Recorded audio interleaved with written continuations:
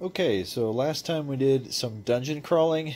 Wasn't terribly interesting just because the dice were going all sorts of different places, but today let's try it again.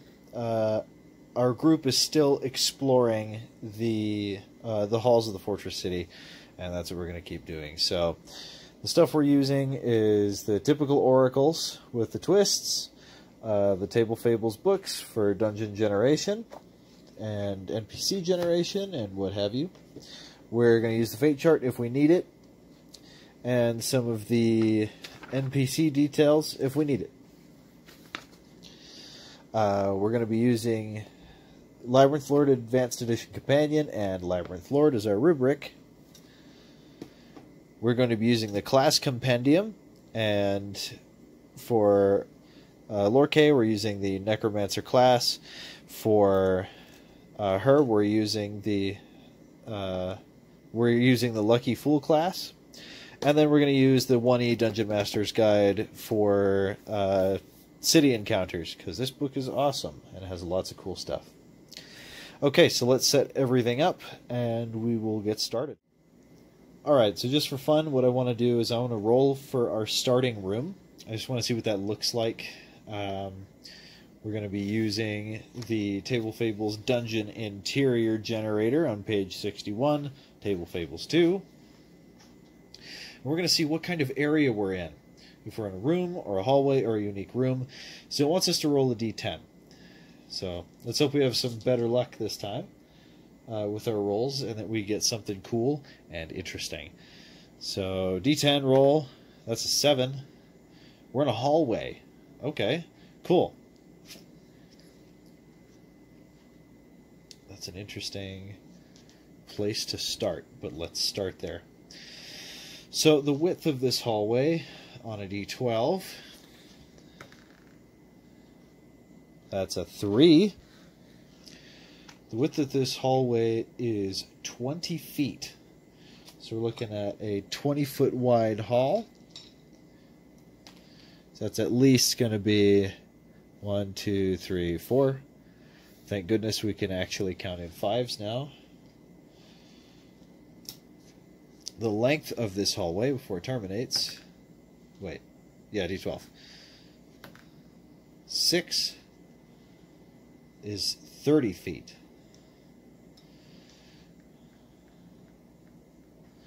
Okay.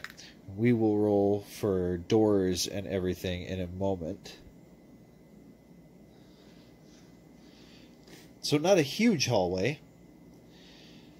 This might be some kind of grand entry hall to something. I wonder... I'm not actually starting us out where we left off last time. I'm starting us out someplace new. So let's make this hallway, and then let's make some story around it. How did we find our way here? And where are we? So let's go to the next page here, and let's roll for the number of doors. So that seems like a lot of fun. The number of doors in this hallway. Now, it likes to give you very, very few doors. Like 1 through 4 is no doors, 5 through 7 is 1 door, 8 and 9 is D4, and 10 is D6. It doesn't like to give you very many doors. I don't know how I would fix that. Probably just redo it. But for now, let's roll our D10 and see what it gives us. I will bet you $5 that it gives us no doors. 2. No doors. How about that? Whoever you are, you owe me $5. But we're going to redo that until we get an acceptable amount of doors. Because, you know, we're in a hallway here. 3. Nope. 5. 1 door. Fair enough. It is possible that we... No, you know what? That's not possible. So what I'm going to do is I'm going to say that there are D4 doors. Watch me roll a 1. 4. Okay, fair enough.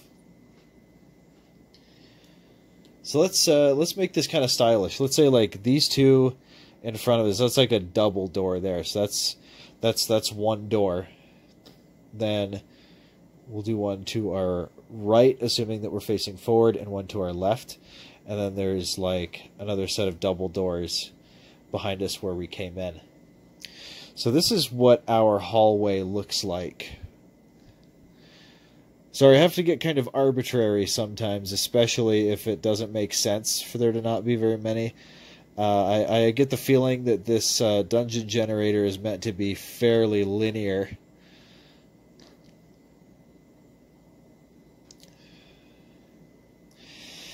So I'm getting an interesting vibe from this.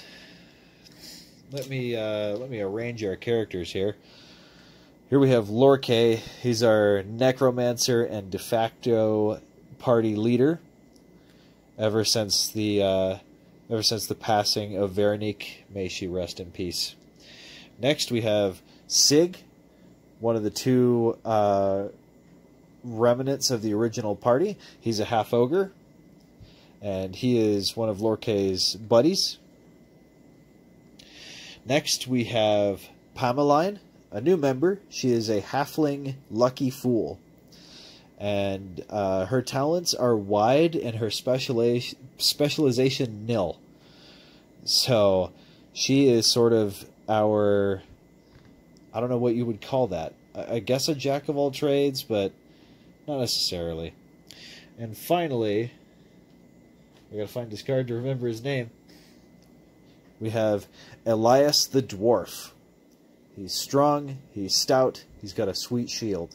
And he is, right now, he's sort of our front guy. He knows his way more around the fortress city than us, so I assume that for the most part we've been following him. So, just like before, what we're going to do is every time the whole party is done with taking an action, I believe an action is, that's like you're doing something for 10 minutes. I'll look that up later, but once everybody's done, I'm going to roll a d6, and on a 1, we might have something happen. I've got this sweet city-town encounter matrix up there from the first edition Dungeon Master's Guide. Seriously though, I don't mean to over-advertise this book, but if you get a chance to get this book, they're reprinting it on Drive-Thru RPG. Even if you don't play first edition, like, this book is super good. Like, no kidding. It has so much stuff in it. It's useful for almost everything. Okay, so commercial over. Let's get our Oracle dice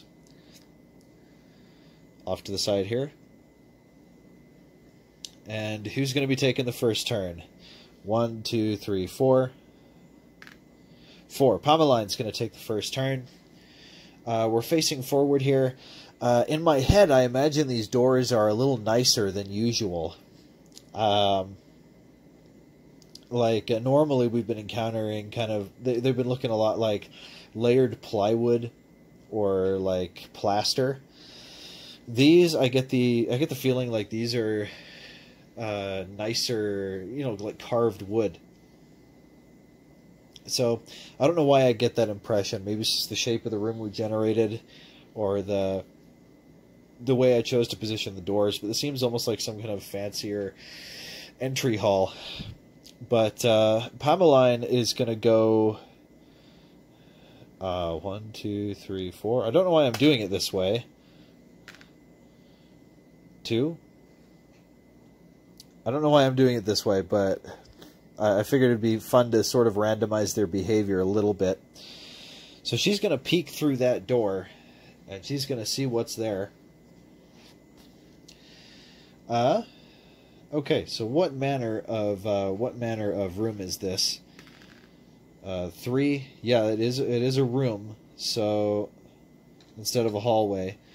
So what's the width on this room and the length? The width is a d6. No, I made this a room. I'm rolling on the wrong side. Anyway, 2d12s are going to determine room dimensions. So the first d12 is made to determine width. That is a 3. This is a 20-foot wide room, and its length is... it is a 20 by 20 foot room. We are just rolling insanely low on the D12s consistently, but it's a 20-foot by 20-foot room that she has found. 1, 2, 3. Yep, we're going to do it like that. It's I shouldn't be doing that because I should be rolling for doors, but the corners are going to be here, and it's connected directly there.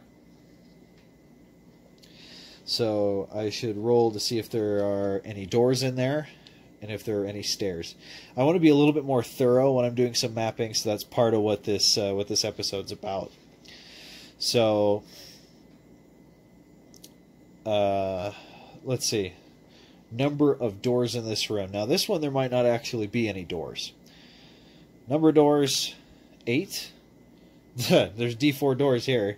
Now we roll the higher numbers. And there are 2 doors.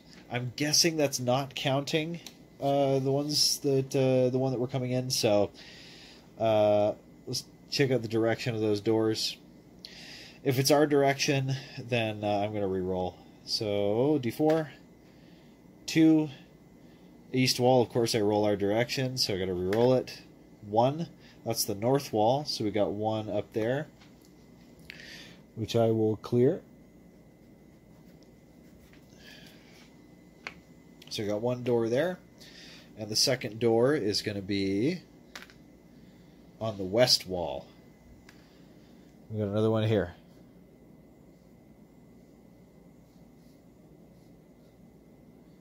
Other than that, this is what the room looks like. Interesting. You know, there's another way I could do encounters.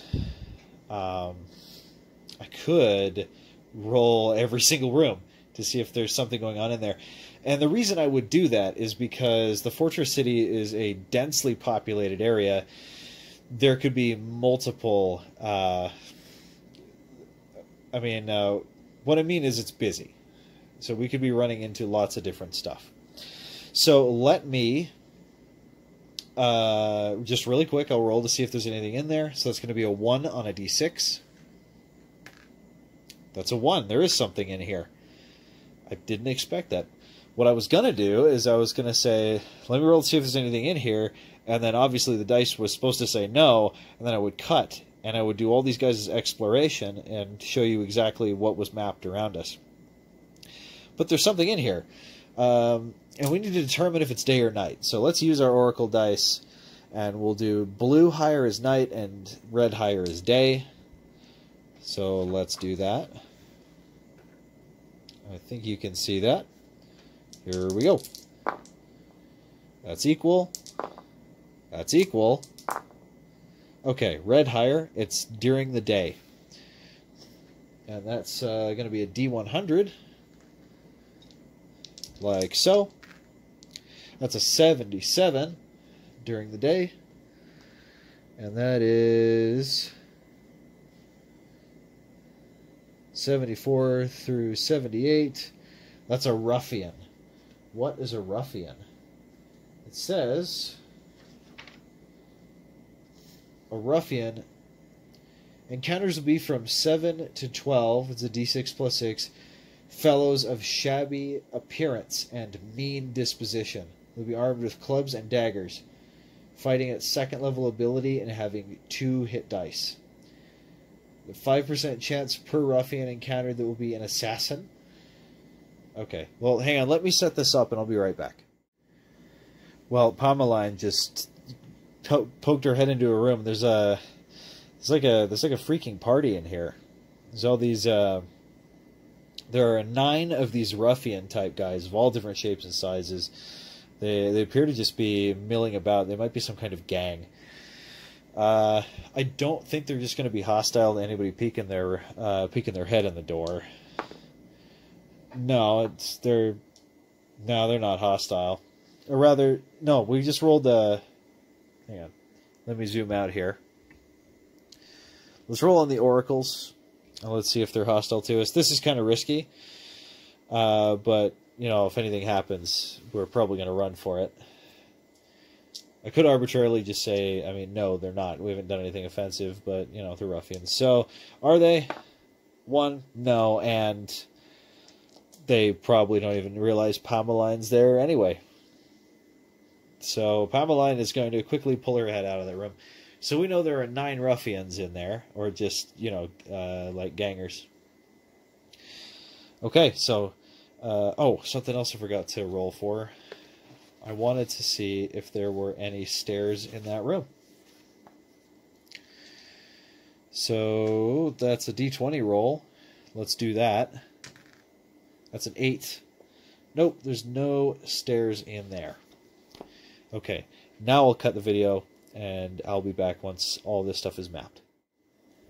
Alright, before we pick up again, let me introduce you to something that I started doing while I DM, and I thought it would be a good idea to do it here. So you may notice that those miniatures have been replaced with little pucks, or just empty bases. What those are is these are double-sided pucks that I come up with. So one side represents a kind of a hostile person, the other side represents like neutral or friendly. So I keep these around because, I mean, you're not going to have a miniature for everything.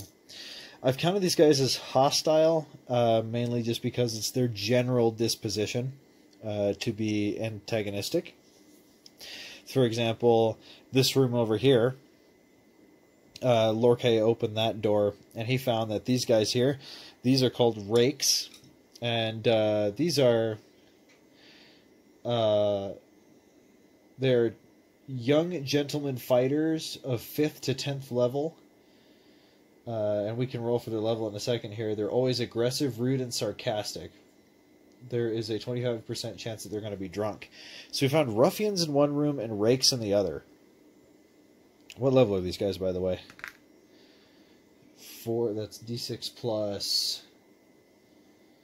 They're 8th level? Yeah, I'm not going to talk to them. I'm not even going to go in there. So we're finding all these gentlemen, these ruffians and types of people around here. Something else I want to bring up is that you may have noticed that sometimes I don't read properly or I'll skim too fast, and that's just because I'm trying to keep the game going. One thing I found is that we can actually roll for the contents of a room in Table Fables. We can also roll to see if a door is locked. For example, when I found it, I rolled to see if it was unlocked, locked, or trapped.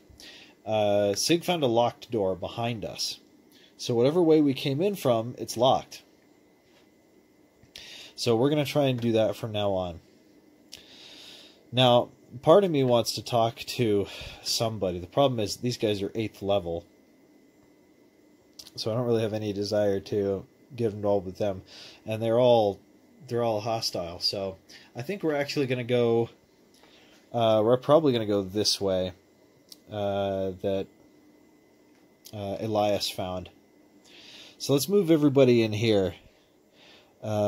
It's strange. It's coming out to look pretty organized, actually. And that being the case, I'm starting to wonder where we're at. Because if we're finding ruffians, we're finding rakes, lower level dudes, higher level dudes. Is this some kind of hideout or some kind of compound? Are we on the same floor as we were before? Let's check the oracles. No, we're not on the same floor. What floor are we on? Where's my other D20? That's embarrassing. I appear to have lost track of my own D20. Oh, it's right here. Should have 3 of them, though. Oh, the other one's just hiding there. Alright, so what floor are we on? We're on floor 35. Man, we're up there. So, well, one of the lore pieces for the fortress city is that the higher we get, the more the more powerful people are up here. So we're up here looking for something. I wonder what we're looking for on this floor. It might be interesting to check that out and it may give us an idea as to where we are. So I think what I should do is I should pull out this word salad page, like before, and we will try to interpret what nonsense comes out of it. So here we go. Let's roll the D100s for the action. 9. Malice. 9 and 10. Malice good. I don't know how to interpret that. Sometimes the RPG stuff cooperates, and sometimes it just doesn't. So, a couple of things come to me from Malice Good. It may be that we are attempting to join one of these gangs. Maybe we figure it's safer if we do so. I mean, it would make sense. We've been flying solo for a little bit, and we lost 2 members. And, I mean, that cult is still out there. So, is that what we're doing? Are we trying to join a gang for safety? 4. That's a yes, but we're doing it for our own self-interest. I really doubt that we're meaning to be loyal in any meaningful way to this gang we're trying to join. So right now, I think we're looking for the gang boss. We've entered what looks to be some kind of hideout. We've got higher level enforcers, and we have sort of the low level thugs. That's kind of exciting, isn't it? We might be able to get into some of the culture and some of the activities of the fortress city. We might actually have some direction for once. So this door in front of us, let's check to see if it's locked or trapped or if it's just open. Okay, so that's a D8. This is on page 62. I can't believe I didn't see this before. That's an 8. It's a trapped door. Do we know that it's trapped? 5. Yes, we know that it's trapped. Okay, so what this leads me to believe is that this is actually the office of the gang boss we were looking for. Is this the office of the gang boss we were looking for? I knew that would happen. So, it's not. Which means it's probably further beyond that door. No, and we're going to have to ask somebody to let us in.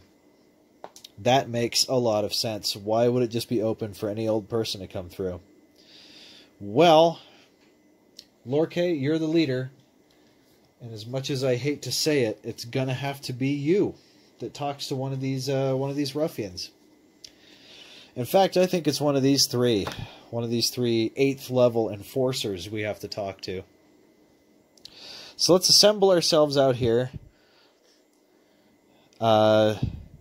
Sig pats Lorque roughly on the back and says, "You die now, but it's okay. I keep your stuff." And Lorque says, "Oh, thanks, mate. That's awesome." He looks at the other 2, who he doesn't know very well, and he turns and walks in the door. So he's going to come up to these guys, and he's going to say, "Excuse me. I am looking to..." Oh, it says there's a 25%. These guys are drunk. So let's roll. If we get a 25 or under, these guys are totally drunk. Which might help us, actually. Here we go. 70. No, they're not drunk. But they are always rude and sarcastic. So we'll roleplay that the best we can. Let's find Lorque's sheet. There we go. Okay, Lorque. It's all you. That's a scary thought. He, I mean, we all know he has the social skills of a 2x4, so we'll give this a shot. So first of all, let's roll for an impression. His first impression is he would like to come off as just another one of the guys. So he's going to act rougher and tougher like them. And he's going to say, "Hey, where's the guy got to go to sign up for a job around here?" And let's see how he comes off. He did it. I don't know if you can see it. These dice are kind of weird. Maybe I should go back to the black and white ones, but that's a 4. He has a charisma of 7. He just had to roll under a 7. He rolled a 4. He pulled it off, the madman. So, possibly we got a good impression from that. So, let's see what these guys say. In fact, let's use the likelihood. Let's use the fate chart. Actually, you know what? Let's use that other one that one of the viewers recommended. Here we go. It's the Oracles 2.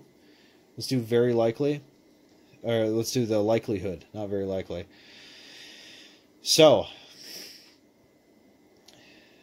they are experienced, rough and tumble gentlemen with, they've got a good lay of the land, they're experienced. So they see this second level guy wearing no armor, and he's got a dagger and a book on his belt. They probably... Can they make out that he is some kind of magic user from that? We'll just use the regular oracles from that. Can they?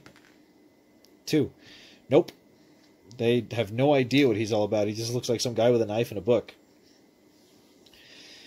So, let's see. They say, look, what do you want? We're busy not being drunk when we should be. And he says, I want to join this gang. So they have a bunch of these. They have a bunch of these ruffians over here. So that tells me that they're willing to take. They have some.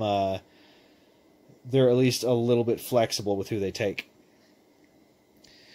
So let's set the likelihood at about. Let's do evens and odds between 50-50 and likely. So 50-50 is going to be evens and likely is going to be odds. Odds, likely. So they're likely to accept him just as he is. He also makes mention that he has 3 others outside, including a large brutish half-ogre, which they're probably thrilled about, that are willing to join their gang. So if we roll a 3-up here, and that means that that's positive, and they will take us to join their gang. On a 2, that probably means we have to prove something to them first. I don't think they're going to attack us, but here we go. Let's see. 3-up. That's a 5. That is just brilliant. So upon hearing that, I think these guys flip to neutral, because they realize that these guys want to join their gang. So let me map this out really quick. I'll be back in just a second, and we'll see if we get to join their little gang. So these gentlemen take us through this hallway over here, through this enormous room, which you see I rolled as a bedroom. That's rather strange. So like this whole area is just full of beds. I'll leave that up to your imagination what that could mean. Given what this place is, probably exactly what you expect. So we don't know who the gang leader is. We are going to generate him. And we're going to do this through our typical method of just generating a tavern patron and just seeing what happens. So this person's race, this is on page 150, by the way, if you plan on getting this. So this person's race, that's a 10. A halfling? This is a halfling. Okay. A halfling what? Halfling male. Okay. And what's this guy's profession outside of being a gang leader? A 90? A tailor. Okay. That kind of gives me a funny idea of what this looks like. So, where's the halfling guy? Oh, here he is.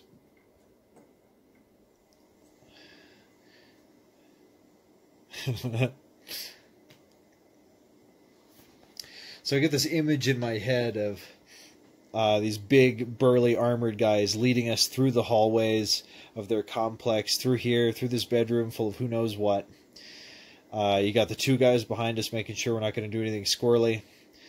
Lorke keeping his cool, following the lead guy. They walk into this kind of lavish office with sort of like a big fancy wooden table. And behind it, barely peeking over the table itself, is this little head with, I don't know, he's got, I imagine him giving off a very mafia vibe. So we walk in, and he says, "Boss, these guys say they want to join our group." And who knows how he reacts to this. So we want to join their gang.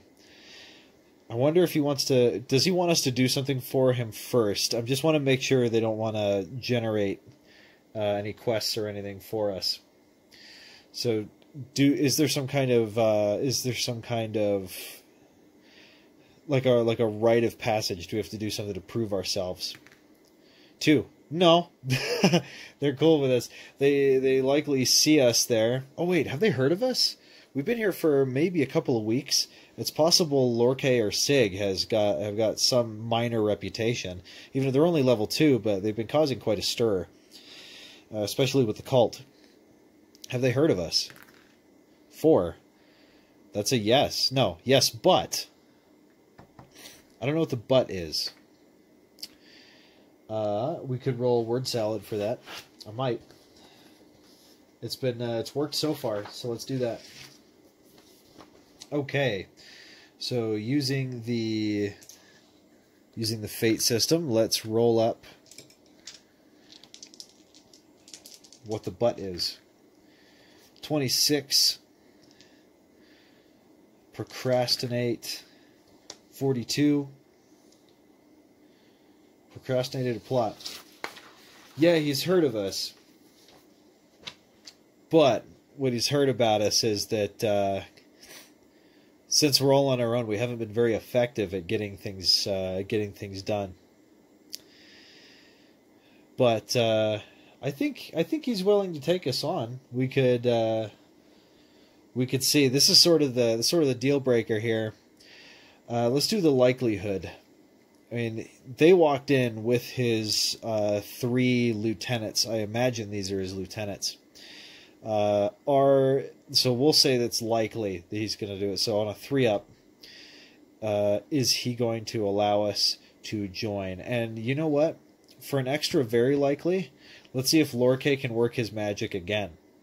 Let's see if he can convince him. He's going to go like, "Oh yeah, you know, I'm a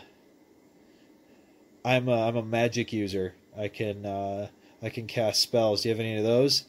So he's going to roll against his charisma. He's really stretching here. His charisma's only 7, so let's see if he rolls under it. A 19. No, at least it's not a 20. If it was a 20, I'd probably say that might have actually made it less likely.